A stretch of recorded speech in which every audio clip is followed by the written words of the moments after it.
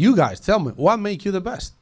I mean, to you. You're going to be the best to your clients, right? Yeah. So if you and I have a different cutting style, but our customer service is great, we might be able to share some clients. There we go. Because there's some people that are coming for a great customer service experience, right? And those people will pay more money. If we want to talk about something that bothers me a little bit, is so many barbers undercharging for their amazing services. We're going to go over there.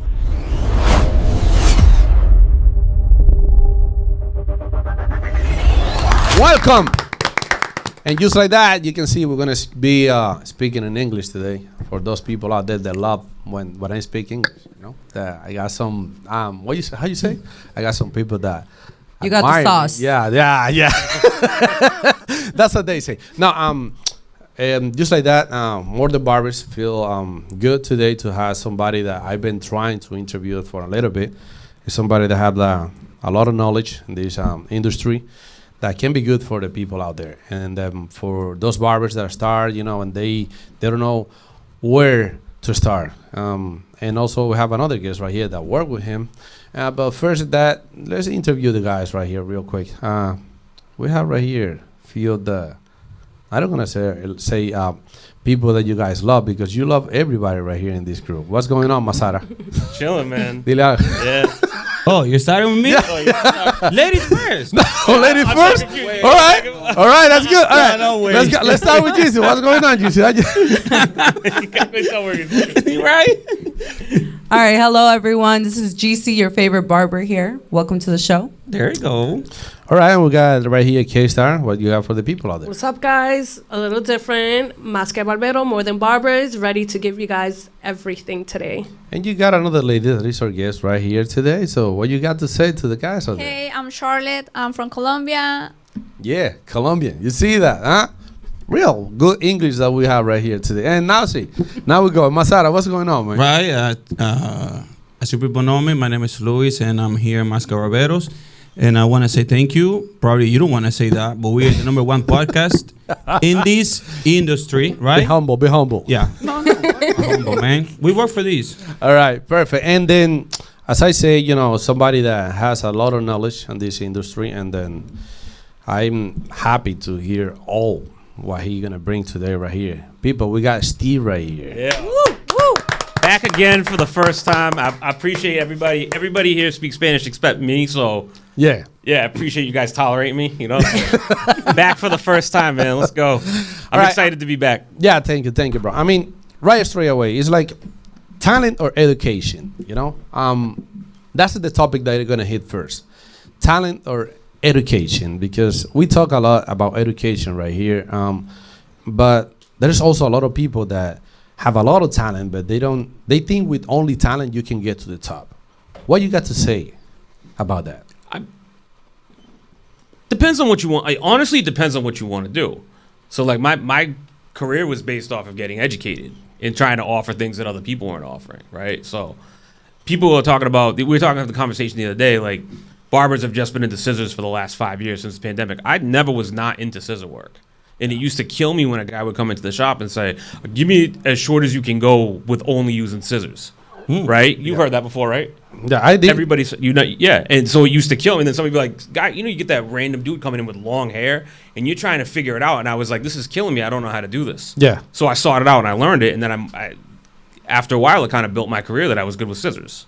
So that means you got a talent to work with the scissors, and that's what gets you to where you are now? That's what you're saying? I think so. I think identifying what your clients want also, like solving a problem, right? Yeah. Solving a problem is going to take you a lot further than raw talent.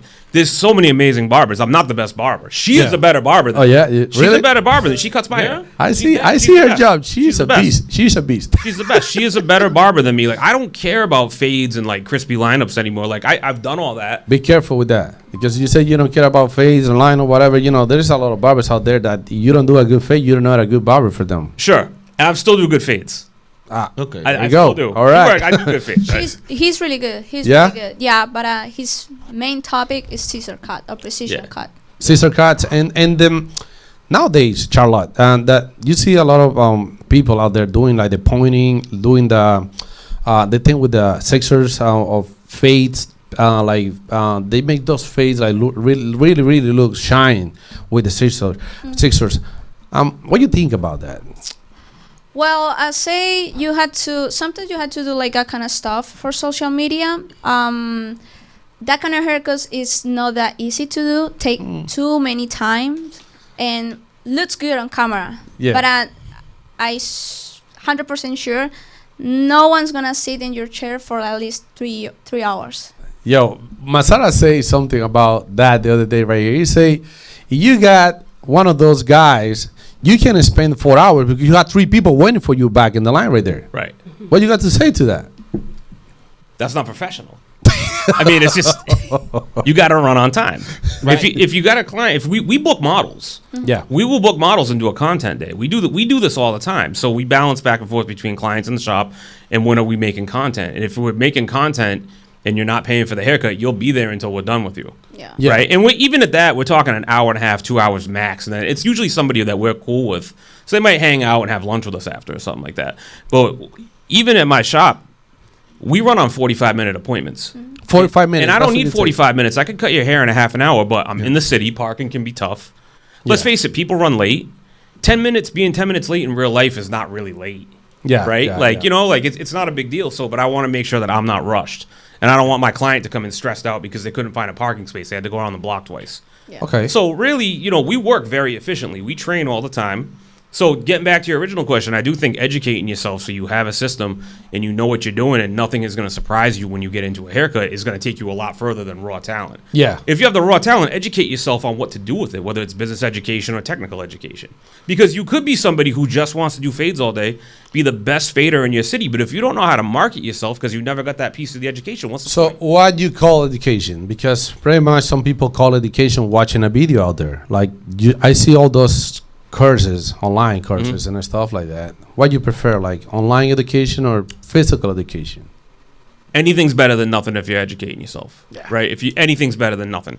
Do what you can afford, but I do think that there's a lot of value in getting out there and attending in-person education, whether it's a look and learn, a hair jam, going to the barber expo and just seeing there's a lot of value in like, oh, I've seen that guy cut hair and he lives in a different part of the country. You can watch this person cut hair in person and maybe learn something and maybe pick their brain for free at the expo.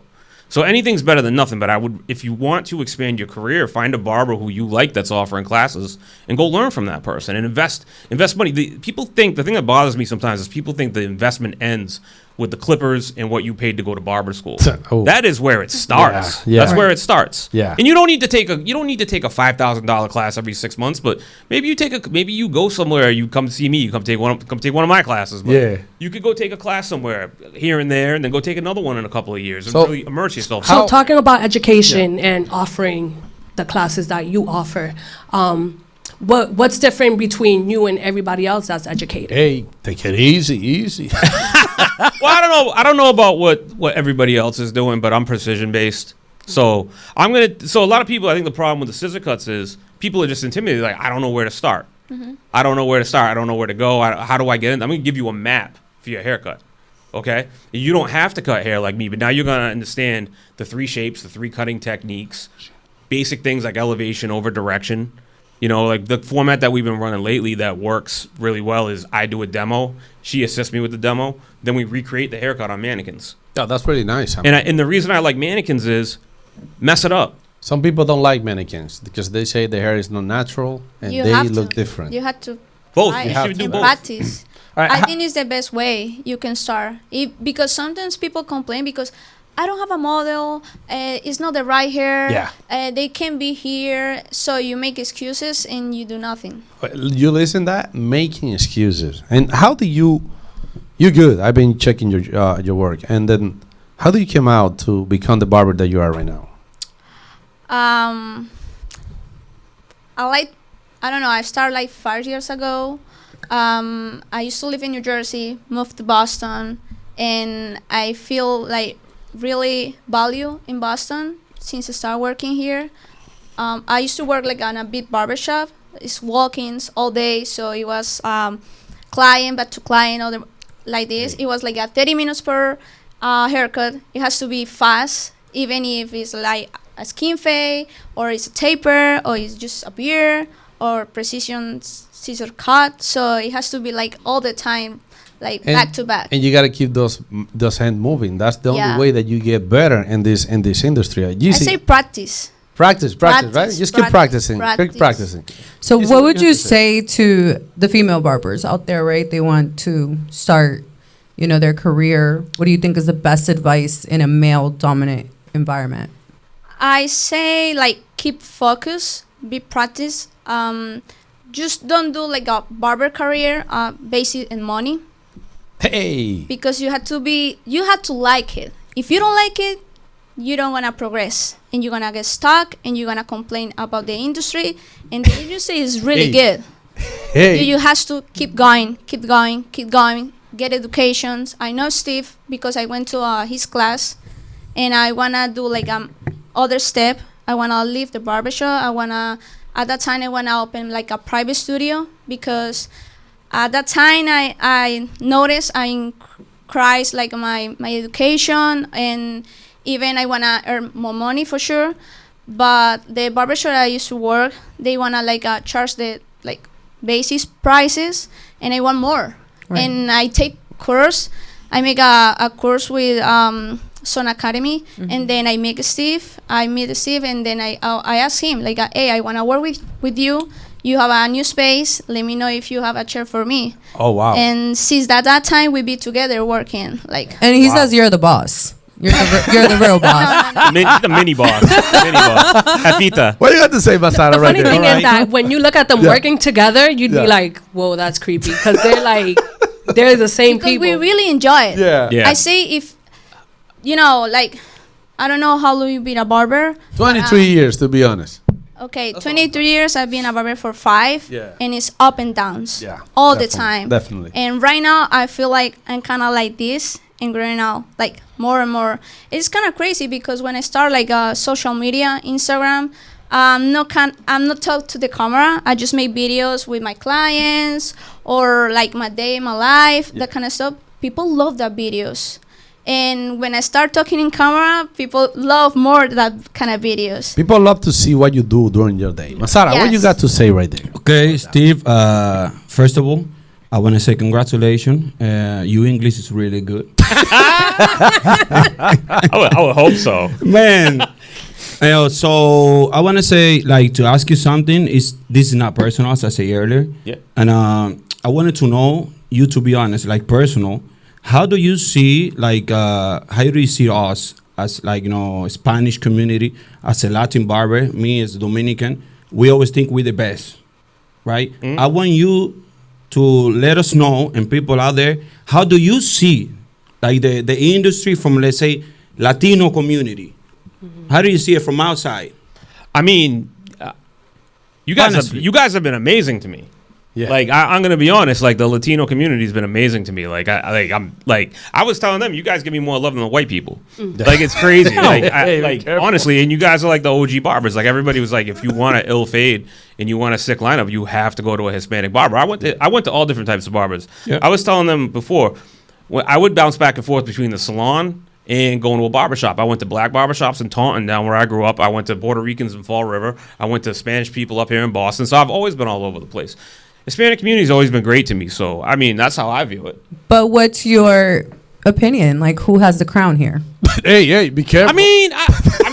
I mean, like if you want to ask me who I think has the crown in barbering right now, I'd say it's Los. I feel like Los has got it right now. Wow. Like honestly, I think there's a lot of good barbers. I think it depends. I think everybody's got their own little corner of the industry. Like Peter Gosling's my friend. He's got his niche crowd of barbers. Like skateboard dudes like really gravitate towards him. Yeah. Los is impressive to me because so many different people unanimously will say like Los has really got it right now. Yeah, I mean, it's something to talk about it because when you look on social media, we've been talking the other day right here about numbers. Sometimes those barbers out there, because they have 1 million, 2 million, 3 million followers, whatever, they think they're the best, But it's like, what make you the best? You guys, tell me, what make you the best? I mean, to you. Clients every day. That make you the best? No, clients, you think? clients every day. Clients every day? Yeah, it's not for me. Like For if you. ask. That's the way you make money, and that make you the best. Yeah, that's no. It's Okay. not money. No. It's the way you satisfy every people that walk through the door. Okay. That's how I see it. It's no That's numbers, different none than of what. that. Yeah, that's different than what you say right now. For me, Because yeah. when you clients, there's people that have a lot of clients and they don't know how to treat the clients. Right. That's different. You're gonna be the best to your clients, right? Yeah. So if you and I have a different cutting style, but our customer service is great, we might be Yeah. able to share some clients. There we go. Because there's some people that are coming for a great customer service experience, right? And those people will pay more money. If we want to talk about something that bothers me a little bit, is so many barbers undercharging for their amazing services. We're gonna go over Why- there why- now. why- We're gonna go over there You gotta now. get the- They're overrated. In the best, people need to feel great about themselves. I feel great about myself. I wish everybody felt like I felt. And not every day is like an awesome day, but like, yo, I feel good. And it's like I come up here and spread some positivity and like meet people from different cultures and talk about this barber thing that we all have Yep, in common. yep. That's a dope thing, right? Right? Like I learned a lot of barbering from black barbers, Hispanic barbers, even like older white barbers, right? Then I learned precision cutting, going to salons, hanging out with high end people. Like my mentor in New York charged $500 for a haircut, right? Yeah. Wow. Like like he's Nick Orojo is somebody I've been rolling with for like 10 years, right? Yeah. We all have so much in common, and like this industry is amazing. This It is- industry is great, and the people are great, and people It are is so amazing, creative. but there is something.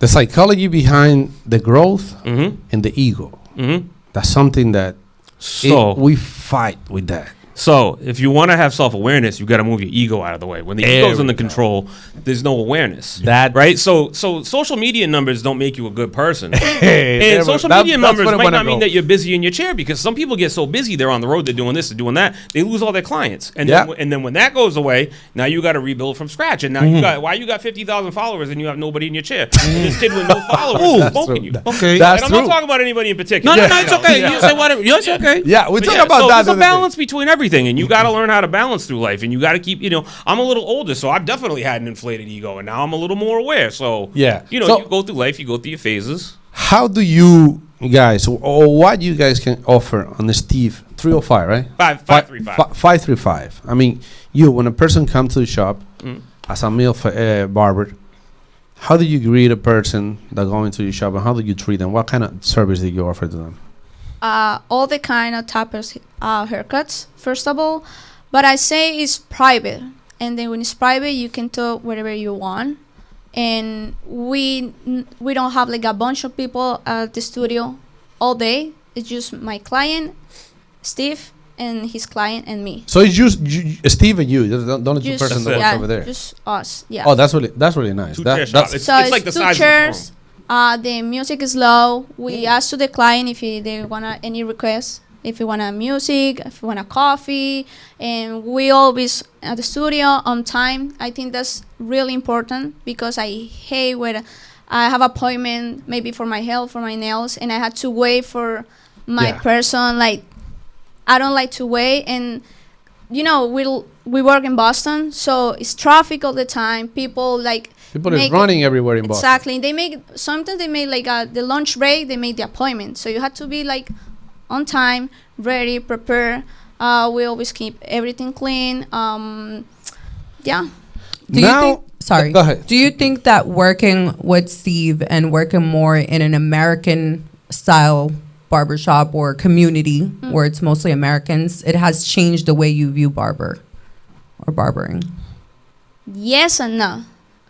Because I have a lot of clients like that they're for like South America, or their parents live in South America, they speak Spanish. Steve is learning Spanish too. And Hey. Muy poquito. I say for sure the environment is different, the music is different, but I mean more like in the sense of like the culture when it comes to like for you being a barber, right? Like for example, I know a lot of barbers in our Spanish community that they don't believe in an education. Yeah. They don't want to be educated. They don't want to do the shear work. oh, They- 100%. Yeah, since I moved to Boston, like my mind changed. I want to learn more, educate more, new techniques. Every day is a new technique. I learned so much with him. Like sometimes I have my client who I've been cutting for 2 years, and I was like, hey, can you teach me a new technique? And he's like, yeah, you can do this and that. It's like, okay. And my clients been saying like, wow, every haircut is better than the last You, time. Wow. you know what I see here? Something that I wish, one day maybe, I hope it happens on barbershop, where you can Right. see like The 10 unity. people, you know, you have, I mean, you teach her in front of the client. They don't say nothing. It's like you're teaching a new technique. Yeah. But if you do that on a barbershop where there's like 5, 6 barbers, they see that wrong. Yeah, I because feel they like just it's possible. The thing is, right? The thing in the Hispanic culture is that the unity is not there, right? So we have to look for people who wanna be in the same goal, and that's something I see with Steve, with both of them, because you will hire me, right? It all depends. It all Your boss depends. will kill me. And that's where we also go back to the ego. You know what I mean? Like most barbershops in the Hispanic community, I will say, because I have witnessed, their ego is so inflated that there's no space for improvement when it comes to helping each other or, you know, teaching someone a different technique. Like, oh, they all want to be the best barbers. They all want to be the most recognized barbers. Knowing how I'm going to let you teach me a technique. You know what I mean? So it's hard. You know what? Like, we've been working like a year together, and sometimes he asked me like, how's the fade? I was like, You don't see? ask me, you know, You it's see? good. No, but it's like, you see what you see here. I What you say see? like, you know, and you probably agree with me. I think it's all depends in the way you do it. Correct. It all depends in the way you do it, because there's so many times that I've done that before, but it's the way you do it in the floor, how you treat your barbers, and the clients don't even know that you are teaching the barbers any new technique or any trick or whatever.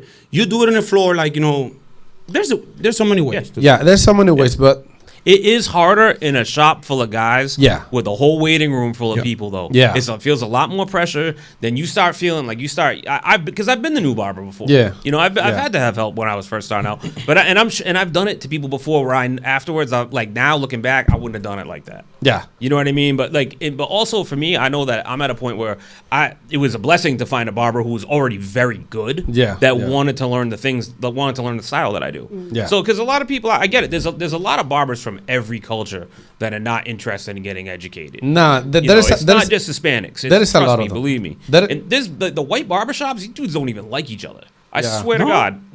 No, I mean, it's the same. it's It's the the same thing same. you guys go I through. think it's Well, the do same. you think Tons of barbershops where we do like You know, each for other. us, we all think like white people are very nice. White people are nice. They're very Just like friendly. you. Hi, how you doing? How you guys That's true. doing? Just like you That's guys. That's the way we see it. We say like, no, we I think Spanish. you We guys, fight. you guys we fight. all nice to me all the time. Dude, Like, let me tell you something.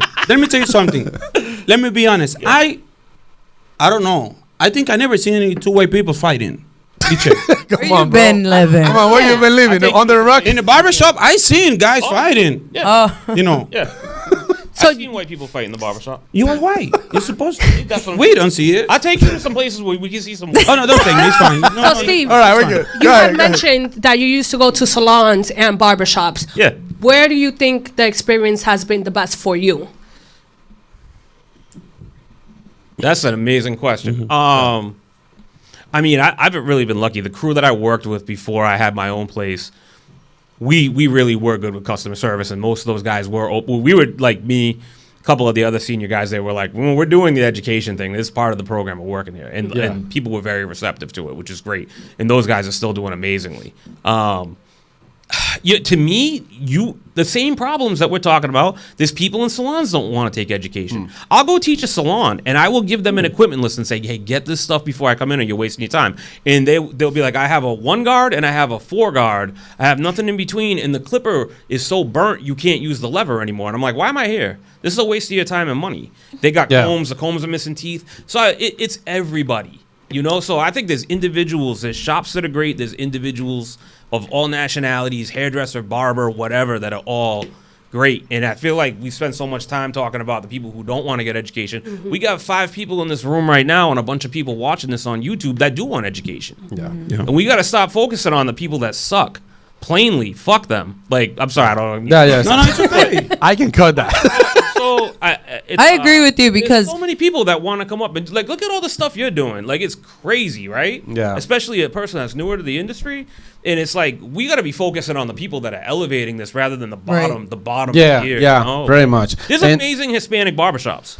It is. It is amazing barbershops, Spanish and the Spanish community, but we need to start working on that ego side. I think we gotta set the example. What would you say would be like an advice, let's say for a brand new business owner, right? Somebody that is just opening up their first barbershop and they feel like they're working against the current here, right? Like we want to bring education, we have this vision, we have this, idea, and then we're working with barbers that are completely against that, maybe because of the culture or because they're not used to it. Easier said than done, right? But this is what I would do. I would not have hired Charlotte if she didn't want to do education, plainly, because it's my shop. Wow. So if you have a shop where you're like, yo, we're knocking out fades all day, quick haircuts, boom, high volume, quick turnover, not going to be the cleanest place, we got the TVs on, whatever. Do your thing, right? Yeah. If you're a person that's like, I want to provide a more elevated experience, then that's the standard you have to hold yourself to. Your staff is not the problem. The problem is you not setting the boundary and holding your standard, right? Yeah. So I realized something lately. There's barbers that end up owning a business, and then there's people that are into business, and their business is barbering, right? Yeah. She's a businesswoman. Anything she wanted to do, she'd be successful at, but she's choosing to be a barber, right? Yeah. And I'm starting to see this from her too. She's very focused, and I think we have to just really set the standard and be like, this is my shop. The rent's due this day. You're gonna have it, or you're not gonna have a chair here next week. I'm having so and so come in for a class. It's mandatory. Yeah. And you have to set these expectations with people when you hire them. Everything down to this week you take out the trash and clean the bathroom. Next week he's going to do it. Okay, we have education here every Monday, and it's mandatory until I tell you it's not. Yeah. Because this is the standard for my shop, and you're not going to, one bad apple is not going to spoil the bunch of my shop. So I know it's long-winded, but that's what I would do. Definitely not. Steve, you're talking about like your team and stuff, like, education inside of the shop. And I want to, just curiosity, like, why only you and her? Why two people? It's a thing that you don't want to go big. It's probably you just feel comfortable like that. Because I've seen so many barbershops with like 2-3 chairs, and I see barbershop with 20 chairs. Yeah. So I worked with a large crew of guys before. We had 3 shops at my old shop. I managed one location. Then I left that shop because my wife has a salon in the South End in Boston, and she was by herself after the pandemic. So I said, let me go down there and help her out. We worked together for a while, and it was great. I love having a 2-chair shop. It frees me up to do education. I'm not worried about the staff. I'm not worried about people that are fresh out of barber school, managing people. And the talent pool, there's a lot of barbers, but it is hard to find good, reliable barbers. It really is. You're telling me it's hard to deal with. So that's why the money is. 10 people personality at the same time. Yeah, for sure. It's money. Yeah, it is money. But then all the things that I don't want to do, and I want to hold a high standard, it's easier if I was going to work by myself. No, By money's yourself? good money. By myself. So you want to do everything yourself? But then I got Charlotte. You can find another Charlotte. No, You can find another one. there's not another one. Well, you're right. No. But yeah, I think at some point maybe it's time to expand. But I was at a phase of my life. I said I really want to concentrate on myself. Right? All right, look, let me jump into this right away because it's 30 minutes we've been talking. This is going to go for a little bit, but it's something that is bouncing on my head about steep prices. You started talking before a little bit about charge more, whatever, but some barbers think like $60 is expensive for a haircut, or some clients out there. But Steve, how much do you charge for a haircut? I start at $125. $125. You just hear the same I hear, right? $125. And what Steve gets you to that point, I mean, the classes that you do, the courses that you do, the mentorship that you offer is to get a barber from charging $25 or $30 to $125. Correct me if I'm No, that's right, because she went from a low price to $75 when she started with me. Wow. So Yeah, I jumped. I just cut in the haircut for 40, and I jumped on 75. I'm And speechless my right now. clients follow me. I'm speechless right now because this is a topic in the industry that whenever you say that you're charging $50 or $60 for a haircut, everybody going crazy. Are you crazy? You're not gonna get clients. How do you get that? So there's 2 parts to it. One, I do think it's harder in a big shop. You got 20 chairs. It's probably unrealistic to think that everybody's gonna charge what I charge. But there's a few things. Follow me here, right? If I get crazy, slow me down.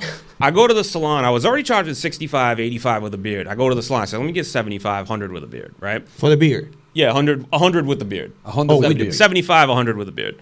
And people were giving it to me because so why? everybody knows if you go to a salon for the most part, you're probably not going to like your haircut when you leave. Right? They're focused on women, softer shapes, longer haircuts, and color, right? They're not doing men's work, but it's a guy, he doesn't have a tie to a barbershop. His girlfriend's already going there. She says, oh yeah, I do men's cuts. They got one person on the staff that likes doing them. It's passable. So why is that haircut $85? All we do is men's haircuts. Yeah. Right or wrong? Right. That's all we do. Doesn't that make you a specialist? Mm-hmm. If you only do one thing all day, aren't you a specialist? And you do it excellently, right? Yeah. And think about this.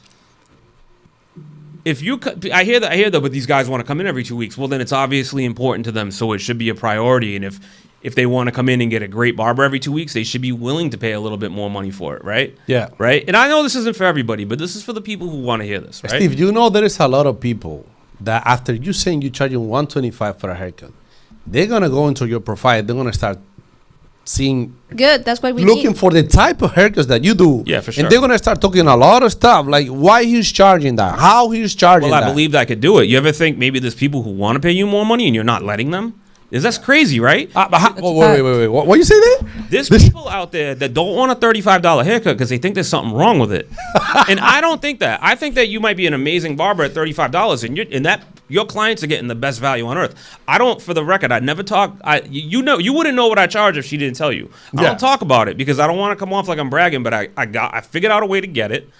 I am niche. I know that not everybody's going to do what I do and do what she does. Yeah. But we're doing it successfully. And I've tapped in. So a lot of my clients at this point, I am a little bit older. I'm in my 40s, so my clients are a little older. They have good jobs. I have affluent clients for the most part. I do have some younger people, though. What is the barbershop located? Just to start. Thank you so much. Because I'm sorry. Go ahead. I'm sorry because there's a lot of barbers out there that probably they know in the right area. Yeah. I don't know if it's a thing that if you want to charge a lot of money, you have to be in an area that people have a lot of money. That'll help. Because, there's so many people in not a good area and they want to charge a lot of money. You're going to end it broke. So that your location will help for sure. The salon's in a very nice area off Tremont Street in South End. Okay. My barbershop is not in a very nice area. not? No? Oh. Where? My barbershop is in between Lennox Projects, Boston Medical Center, like the Methadone Mile. Yeah. Oh. And then the other side of Mass Ave, you're back to $1 Million Brownstones. You're the man. So, what's that? You're the man. Yeah, I see. I love it over there, though. I love it. I love the community. So over Steve figured out a way to get those prices out there. So there. what do you offer? All right, let's sell this right here. Okay. So a mentorship with Steve, it guarantees you that you're gonna end up like being a barber that knows when your clients can pay you more or when your service is more valuable. Yeah. I would love to. Yeah. I mean, and I feel like I'm in an outcome of that. Like, once I went to your class, you showed me whatever I had to do, and I went back to the barbershop salon I'm at. What a different idea, right? I'm charging. So you're charging already, like I'm all right. charging. Yeah. Okay. So that's the thing, right? You can't complain about I'm not there, and you don't want to change your lifestyle or how you take care of your clients. People are there. Like, I work on Blue Hill Ave. So people are like, people aren't going to pay. No, people are going to pay. It's all about customer service, what skills you have, and how you project it out to the world. All right, because this is getting interesting because the people think like you charge more when you get those shiny fades and colors. You could, and though. Stuff. You could, if you market yourself correctly. Because aren't there barbers in Atlanta, black barbers that get $200 for a haircut? I've heard about Yeah. it. I've heard about it. Yeah. I heard about it like a Okay. long time ago, but it's the people say, "Oh, it's Atlanta." Barber culture over there is different than here. What is different? What is different? No. Yeah, it's hair. That's what I'm saying. It's all you. If you want to do something, you can do it. Doesn't matter where you are. Right, I agree. Nothing changes but who you are. So if you project yourself to be a top-notch barber and you believe in yourself and you believe that you can charge $200 and that somebody will pay it, somebody will pay it. So, Steve, I like math. I like money. Yeah. And I like it too. I asked you earlier for the people out there. I asked you earlier, like, why only 2 people? And now I heard you say that you charge around probably $130, $125. Yeah. So for regular barbers, probably out there cutting at $30. So you do 4 haircuts. When they do, they do 4 haircuts when you do 1. Yeah. So you basically are 4 barbers in 1 Yeah. in other places. So A crazy it makes thing- sense to have only 2 people. Yeah. And not, I figured it out. I don't know how, but I figured it out. I'm not a unique person. There's nothing special. So you don't teach that? You You don't teach the way you figured it out? I would love to teach that. I mean, yeah, we could teach that. I have a course online that's uploaded. You could buy it now, and I give my whole vision for your price. It's everything except how to cut hair. It's everything that I did, everything that I've been working on with her and her. And you can buy that. It's in my school community right now. It's called Scale. You could buy it for one time price and have access to it for the rest of your life. And we're continuously building it out. And right now it's pretty affordable. And as I build it out more, the price is going to go up. All right, education wise. So Steve is an educator. Yes. But what are your focus when you educating people? What am I what? Focus. Where you focus when you educating people? Well, we're going to get you into some precision cutting. I want people to understand hair, right? I don't have any brand affiliations, right? So I'm teaching pure hair education. I'm really showing people how to get in there, find your angles, understand hair when you're cutting it, understand sectioning. If you understand sectioning, you can do a haircut. But if you don't know what you're mapping out, then the haircut, you're going to be lost. That's really it's not good. The tool. It's not the clip. The problem I've realized with a lot of barbers is they know how to use clippers, but they don't know how to actually cut hair. So they're more reliant on the tool than they are on themselves. Be careful. And that's the reason why they can't charge what you charge. That's why they get stuck, because the end result could still look great, but then when it's time for the next thing, you became a magician with the fading, but now you don't actually understand hair. You understand one technique. Wow. Yeah, Right? Wow. And that's not a put down to anybody. I want to make that clear. I never come up trying to put anybody down. You only know what you know. There's always time to learn more, right? Yeah. But I've worked in shops doing 20 haircuts a day, and now I do 7 or 8.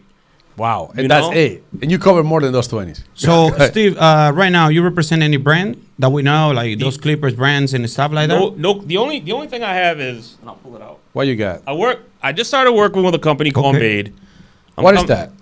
It's a shaving line. This is brand new. Okay. So it's going to soft launch Friends and Family next month.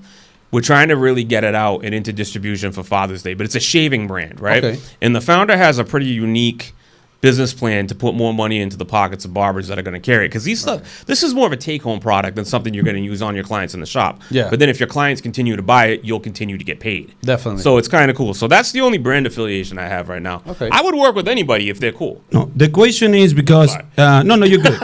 There's out there, like, as I always say, there's for the people out there that they see those guys that are signed with a brand and they see as a superstars. There's nothing wrong with that. I don't want any problem.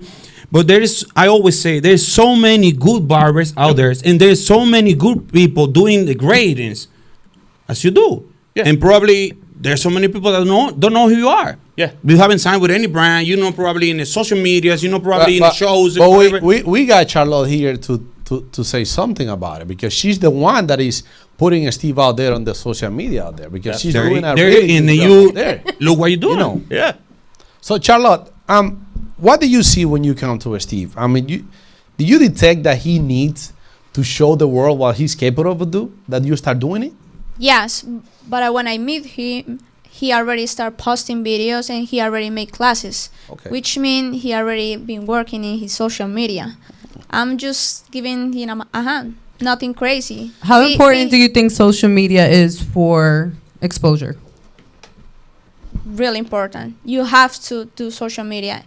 Even if you didn't know how to edit a video, even if you don't have a camera, if you have an iPhone and just record with the camera, ask to your client if he feel comfortable in camera too.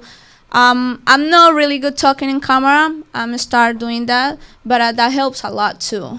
And just post your haircuts. Just post what you feel. Be organic. Be you. Don't copy other barbers, because everybody, they can do bruise fade, skin fade, tapers. Yeah. Because we're barbers, we can do that. Right. Yeah. But you can post every single haircut copy for other barbers. You had to be unique. You had to be you. You had to feel that what you're creating, you like it. So Because if not, it doesn't gonna work. This is what I'm seeing right here. What I'm seeing is, correct me if I'm wrong, education, it make you get more income, pretty much. Yeah, I would say so. 100%. So that's the key then out there. For those guys out there, that's the key. You want to raise those prices, you got to educate yourself first. But a lot of barbers don't understand coming out of school. GC, correct me if I'm wrong. New England Hair Academy doesn't teach you nothing but to pass the state board. So you're coming out of school, you know a technique, like you said, but you don't know the shear work. You don't know what sectioning, like you don't know this. And straight out of school, we think, all right, someone's going to train me how to do these things and I'm good. No, they're like, you have to educate. I think barber school need to redo the way they teach people. Listen, What you it's think? terrible. It's Yeah, it's like a 100%. scam. It's a like a scam? scam. Okay. Hey. And I can relate to Kay because I've been there, I've done that, and like she said, we go out to the real world and there's nothing there for us but the fact that we hold a paper that we pay $20,000 for. I can't help but think that over the course of 1,000 hours, so it's like 8 months, whatever, 8 months, give or take, if you don't really miss school, they can't do a little bit better than teaching you how to pass a state board. Wow. So Well, So- the thing is that the education level that they're providing is just basics. Basics. It's So just what- basics. They're not teaching us, real classes where it's like, okay, let's huddle in and let's actually show you techniques. Like, I remember working with my master barber. He's like, what do you mean that you don't know the guards? So what are you going to school for? Yeah. It took me so long to just understand the guards. And the thing is that if Yeah. you don't have a specific game plan for different people that learn differently, then it's never going to work. They're generic. And that's not how education works. So you think I gotta make you choose between these two: free education or education where the barbers pay for it? What did you choose? I mean, I always paid to go to classes. I don't. Why? In terms of Why? licensing or like in the very beginning? No, in the very beginning, like what I'm trying to do is right here is like to see if the people have more value about education when they pay for it or when they don't pay for it. Because when they don't pay for it, they don't feel like it's free. I'm not gonna get nothing good over there. Or when they pay. I think you should go pay and take some classes. I've seen barbers that were great that mostly learned on YouTube, but then you get into their haircuts and they're always missing a few things, There right? you go. And it's close, but it's like close but no cigar, right? Yeah. And I like we said before, I think anything's better than nothing, and you do what you can afford. But there's affordable classes out there, right? Save some money and go to a good class, Yeah. Or be humble. In this case, let's say you give classes, right? Yes. And you charge for that. Yeah. She find you. She work with you. So she doesn't have to pay for classes. So you become the mentor. But I used to pay, You used to pay for classes. of Yeah. course. Okay. In this case, that happened, right? But let's say you hire a barber that want to work with you. Yeah, Right? sure. He's working with you. You become his mentor. Yeah. So he's taking the education for free. For sure. You? Yeah. Okay, Yeah. you know what I think? I think education should include like business class at the same time. I agree. When I say business class, it's like how to get to that level that is Steve. Oh, that's different. When you're educating to cut, when you're educating yourself how to cut hair, if you got that add value of that you're gonna get out of there, knowing when to raise your prices, how much did you charge? That's what I'm saying. Business education at the same time. Well, I just came from the Chicago class with Nuri, and let me tell you how much that changed my mentality going forward. If this year I don't rock, I don't know what to tell people, because it was 4 hours worth of gems. He would say something and I'm like, how did I not think about this? So I definitely agree. Like, if what we do is business as well, we're not just barbers. So Yeah. how are we going to incorporate everything that we're doing into our chair? That's what I'm saying, and what do Steve do to help the people with that out there? You need to start doing like classes, man, or doing some type of courses and put like a specific time of month, whatever. You got to do something. When is That's your next people- class? That's People need to something go. Well, I working just on. joined your Instagram and I automatically got, as soon as I followed you, a text message, and it was talking about, all these services that you would provide. If I was interested, I said, yeah. Yeah. And guess what? There popped out his class. Yeah, that's This it. is amazing. Yeah, That's it. You can go right to my free education group where I'm giving more mental game in there, and then if you want to buy the business course, you can buy the business course. But I think it's time to start doing in person. Yeah, in person. I think in person. person is Yeah. different because that's when you feel. I'm a person that I learn from what I watch. What Yeah. I see live. It's like you're not gonna see me watching a video how to cut hair and how to do this and this. I prefer to go over there and do as a Charlotte say. I prefer to have a mannequin. Yeah. The spot where I'm working right now, JBS. I take my classes because I didn't know how to cut. I mean, I know I have a little bit knowledge about scissors and shears, and stuff, but I learn more now that I educate myself. Yeah. And then we've been talking before that I want to go and take a mentorship with you about that because It's when you grow, pretty much. When you start seeing like business different. Yeah, I want to add something too. When we talk about the concept of education, I think one thing that holds a lot of people back is they're afraid of failing. Yeah. I have failed more times than I've succeeded. And to be honest with you, in a way, I don't feel like I failed at all because I feel like I haven't even started yet. And everybody should feel like that. Like you probably feel like you haven't even scratched the surface with this podcast. And look how much you've grown it in a year, right? Yeah. Right? But how many you've probably had some missteps. Like, oh man, there's probably times where you wanted to pack it up. But you don't, right? When I went and was first taking classes, I was terrible. We got back to the shop after the first time we went to New York, took a scissor class, 2-day class at a Rojo. Got back, I was like ready. I was like, what am I doing? I was butchering people. And then it clicked. And then I took more classes, I did more, and it was a process. It's a couple of years. Yeah. I'm left-handed, so I had to figure out my own way to You do it. left-handed? Yeah, I'm left-handed, yeah. And when I teach, I can figured out a way to teach where it doesn't confuse people, whether I'm left-handed or Oh, right-handed. wow. That's also hard. Yeah, so I really want to tell people, like, don't be afraid to fail, right? And if you're going to an educator that makes you feel bad, then that shame on that educator. So you know what you gotta what I want you to tell those people then? Just tell them, maybe they're gonna hear from me, but they're gonna take it. I hope that they take it from you. You go and take a course or or you educate yourself, and you're gonna be the next superstar with the Sixers immediately. He failed a lot of time. He butchered a lot of people. That's what he say. But he came back, and you just need to keep practicing and take more courses. And talking about superstar, right? What realistic advice would you give to those student barbers that think that right out of barber school, Now they're going to be celeb barbers? You're not. And there's something I've realized lately too. Like barbering, people have to stop looking at barbering like it's this unique thing. It doesn't matter what you do. If you go to college for 4 years, you can graduate at the top of your class to get out and work at the lowest level at that office job that you take and have to work your way up. We're not any different. If you're a plumber, you're going to be an apprentice plumber for 4 years, right? You might eventually get your license. There's no one. It is very, very rare to see someone who just is like an anomaly and is just an amazing barber 6 months after. I feel like we're seeing that sometimes with these younger kids. But, then you got to think, this kid's so young. Is he still going to want to do this at 25? He's going so hard so young. So don't compare yourself to other people, for one, and set your expectations realistically. And if you keep working hard, you will get there by default. Because what's the average career in hair? 5 years? Yeah. That's what they say. So if you work hard, keep your head down, and keep going, eventually half the people you went to barber school are not even going to be cutting hair, and you've outlasted all these people. Yeah, pretty much. I seen you, classic. You give me the vibe of a classic barber. But I want to take you to what is going on with the trending on the social media. Steve, did you ever compete? I did one barber battle once in Worcester. I took second place. Do you think? All right. So, do you think like competitions help you with the learning process of cutting hair? I think it could be. It was never something I was drawn to.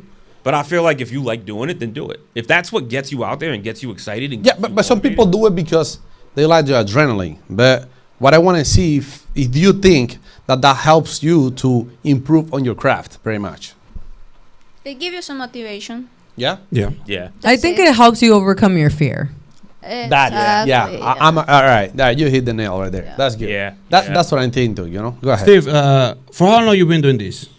I think 13 years now. 13 years? 13 years, yeah. So can you tell us, what's the, let's say, the worst or the horrible time that you have to face in those 13 years, and probably the greatest time or the greatest thing that you probably seen in this industry in those 13 years?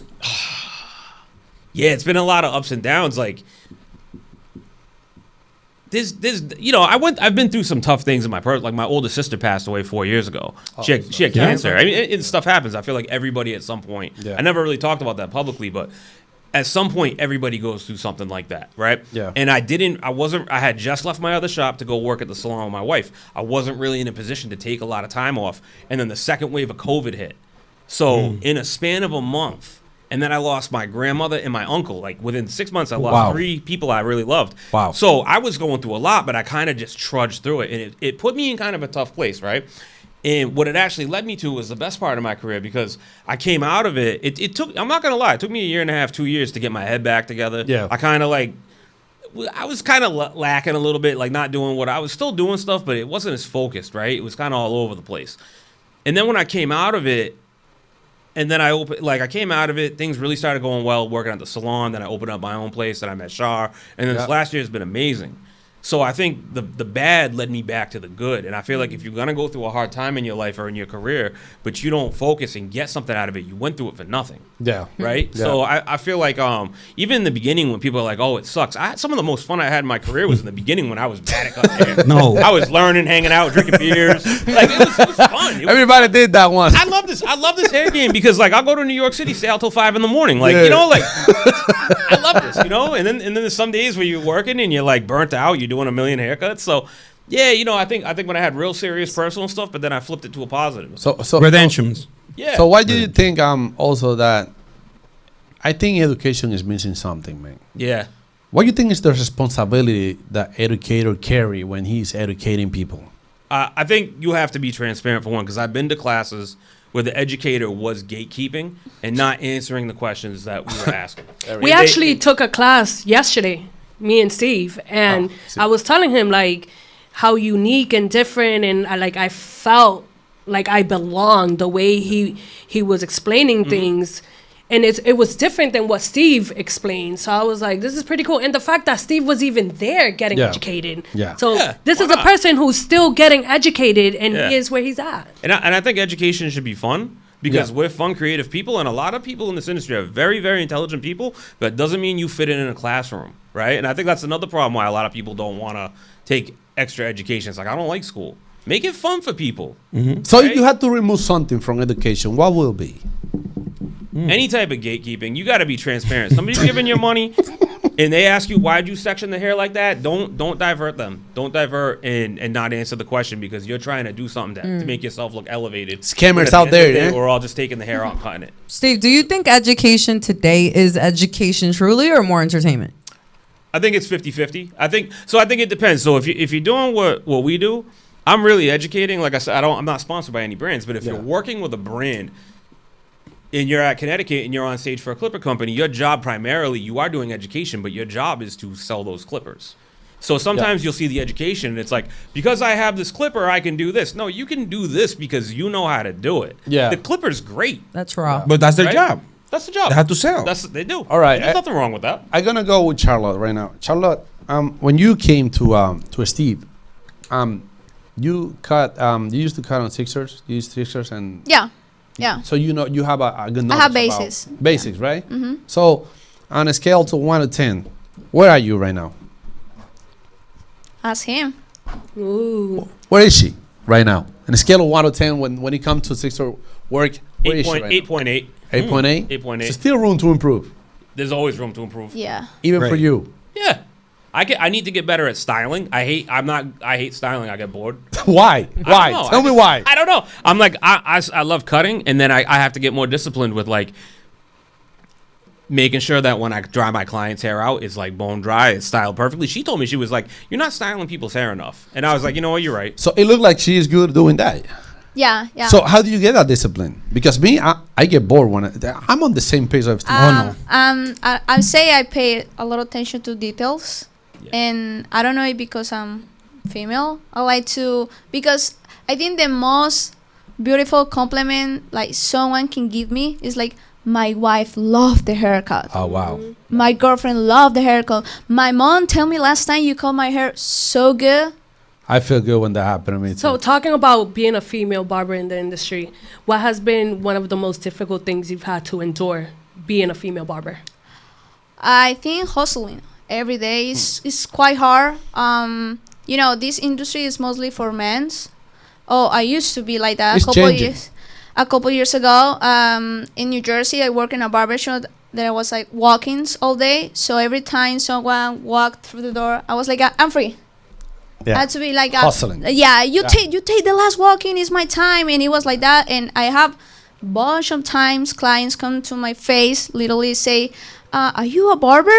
Really? You know how to curl hair? You can do a skin fade? Oh!" And they laugh in my face. Yeah. And they say after that like, "How long take you to give me a haircut?" I was like, 35 minutes. It was like, just let me wait for him, okay? I'm gonna be there. And I was like, sure. But every time, every client walking, any person go to me, my chair. They leave the chair. They were like, wow, she's really good. She know what she's doing. Pure because talent. I've been working I'm on proud it. of you. Pure Thank talent. you. As a female barber, what change do you want to bring to the industry? I say you capable to do whatever you believe. And if you don't believe in yourself, you can That's Goes the key. with self. Man, you teach it the right way. This Only young 23 lady, years man. old. 23 years Oh, old. yeah? I know. 23. In 5 years.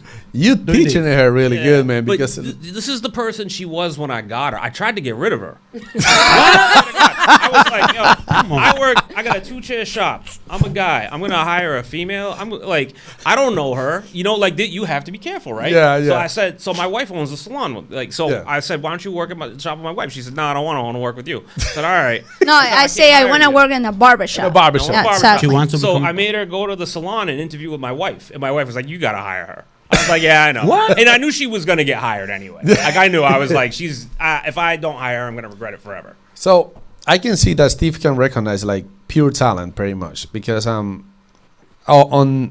how to follow your business mentality. Because what I'm seeing right here, she had the same business mentality that you have, unless you are the one that is inherited that to her. No, Both. no, Both. right? I say both. We have a meeting every week on the end of the week, and we always talk about how many content we create. We need to improve in this thing and the other things. That organized are you guys? That's really. I'm so organized. She holds me accountable because until this time, like I said, I worked with some great people before, but I didn't have another person. It took me this long to get the team, like the guys from the product company, the 2 older guys that believed in me. Yeah. And they were like, "Come on, we want you to be a part of this. We want you to be the director of education for this." Wow. I had her. I have some other great friends. I got Key. I got Lulu. And so it's like I have all these great. I have my friend Alexandra, my friend Josie, my wife. So I actually have a strong team. It's a lot of women. Yeah. But I finally have, and some other great barbers, like John the Barber down in Florida, I talk to all the time, a few other guys.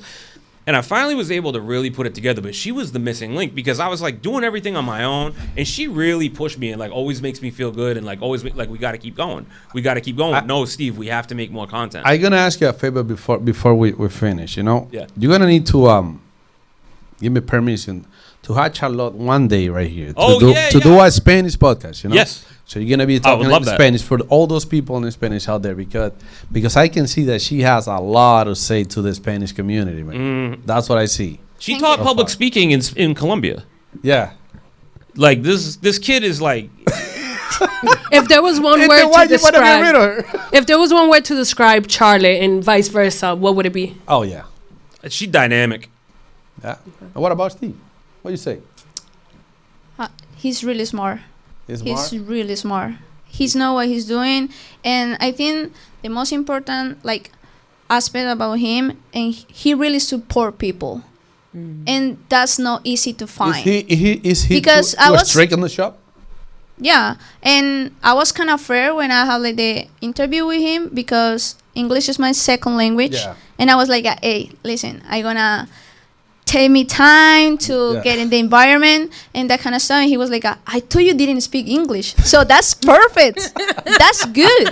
I was like, "Oh, thank you, thank It's like you." you're learning from her too, you know, at the same Yeah, time. for You sure. know, What Um, motivates you to want to educate people? Because what she just said is something very important, right? We don't find a lot of people that want to support. I think it's in my blood because my mother was an elementary school teacher. My father was a middle school principal. oh, there you go. So You this got is it. just who I am, and like I wanted to get away. I was, at one point in high school, I was like, maybe I'll be an art teacher or something like that. I don't know. And I'm a creative person, but it's like I'll try to be like, oh, I'm not teaching anymore, because it does take a lot of energy, right? Yeah. And then you're cutting hair behind the shop. So now I'm trying to get to the point where I'm like, I want it to be as much education as it is clients, so I can balance it out and it's expected. Will income. you leave the barbershop for become an full-time educator? But I mean, yeah, I would. Ideally, though, I really do have some clients that I really enjoy. Like you cut them for so long, they become your friends, right? Like, Yeah. Because like how many we get so busy working, we don't have social lives. Like Yeah. We always like, I was talk looking about forward to this. We Yeah. always say we don't want to depend about the chair. We want to keep cutting Yeah. hair just because we enjoy to Yeah. do it. I think we're onto something special. And I think that we have a lot to offer, and I think there's a lot of people that we could really grow. And I think maybe we could get some of the people that haven't identified with some of the other educators out there right now. Yep. But I do like cutting hair, and like I love my shop. and like I love coming into the city, and I love the little weird neighborhood that we're in. So I always would like to be in there like a day or two, but.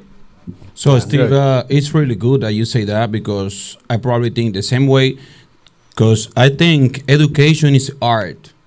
It's art to educate, because there's so many good barbers that they think they're good barbers. They can be like good educators, like good teachers. It's totally different, It's how do you, put in somebody's head what you know. It's how you I don't know how to say it, that people probably can get it the right way, but education is not being a good barber. Like, oh, I'm ready to go outside and be educated. No, you say you have it in your blood. Yeah. It's an art. It's some feelings that you have. I'll say this though: if you want to get into education, right? Because everybody does. Yeah. Don't get into education because it makes you think that it's going to elevate you in the industry. Who cares about that? You could just go get on a Clipper team. You want to be an educator? Start tomorrow by teaching that new barber something. I don't care if you're teaching them how to sweep the floor and be cleaner and put on deodorant. You want to be an educator? Who's stopping you? Steve, I'm going to your class because I like how real and raw you are. All you right. get straight to the point. I should do a promo code. I love your energy. energy. The next one's April 19th. Yeah. I could do another one, but I could definitely do a 20% off promo code for your audience. Yeah, just give me the promo code. We're gonna put it down here in the interview for the promo code for the skip class. We've been here for 1 hour and 3 minutes already. We passed due time, but I can stay here forever. When I'm talking about education and how everything unfolds when you're talking about education, it makes me feel like we need this. We need this type of knowledge to get that out there. And I feel like so proud of myself today. You know why? Because we did it in English, Yeah, you guys did great. Yeah, it's something that my English is getting better, it looks like, right? Your English is better than my Spanish, that's for sure. All right, I'm going to let the guys, to say bye to you guys. And we're going to, I want to say something also about Steve. In public, I'm going to say I'm sorry because Steve been here before with us. And we got an interview before that it never get released. Some stuff happens. But, for all those guys out there that we interview when the interview didn't get out, because some reasons, internal reasons, I'm sorry on behalf of Mosca Barberos, and just reach me out and you can be on that chair again, Again, I say again. So let's start with Charlotte. Say something to the audience out there. Well, I say keep practicing, keep hustling. This industry has been growing a lot, and if you're a female barber, keep doing what you're doing. You're gonna do a good job, and you're gonna be successful. There is Case. Amen, sis. Yes. So like Junior said, if you've been in that chair, come back. You're welcome. Yeah. We're here to spice things up, give you the education, give you the knowledge, give you what you guys are asking for. So we'll be here. All right, GC, what you got to say? Thank you everyone for joining us today. This was a very special, guest that we had today, and I'm really grateful for the raw content that you provided because things are not always that green on the other side. Definitely. Masara, what you got to say to the people, man? I want to say to those barbers out there, it doesn't matter who you are. It doesn't matter where you're from. If you're Latino, black, white, whatever, you feel like, if you want it to take it to another level, if you want to be elite barber, I don't know any other way besides education. So get educated. It doesn't matter. Find a mentor. It doesn't have to be some people that you see on social media, whatever. Just get educated from somebody that you think is better than you or is in a position that you want to be tomorrow. So thank you so much, man, for being here. Thank you. The link of the promo code that Steve is going to give us is going to be down there for the next class, right? The next class you're going to be offering. Steve's going to be offering that class, and the promo code is going to be here. Just make sure to go to those classes. You're not going to be one of those that are going to be there. You're not going to take my time to come here and try to get that knowledge that man has. And I'm going to let that you could be the one that... Before he starts, though, like my grandma tells me, tell me who you're with, and I'll tell you who you are. There we go. Yeah. Perfect. So this is yours, Steve. Yeah, thanks for having me. It was great to come back. If you're watching this, steves535.com, we got all the education on there at steves_535. If you can see it in your mind, you can hold it in your hand, man. So there we go. Perfect. More than barbers.